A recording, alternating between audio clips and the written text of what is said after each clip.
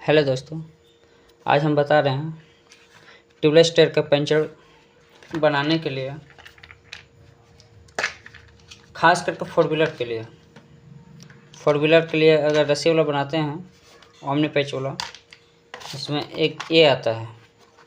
इसे बनाते थे, इसमें ज़्यादा ताकत लगता है बनाने में, कि इसमें टायर का भी होल करना पड़ता है और टायर का भी होल करना पड़ता है। उसके बाद इसको टायर में डालना पड़ता है।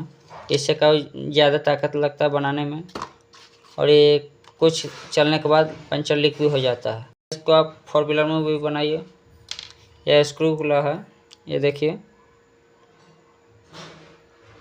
सबसे आसान होता है बनाने में, खास करके फोर व्हीलर के लिए तो सबसे अच्छा है और जल्दी बन भी जाता है। इससे तो लाख बढ़िया है। ये आप इससे पंचर बनवाएं।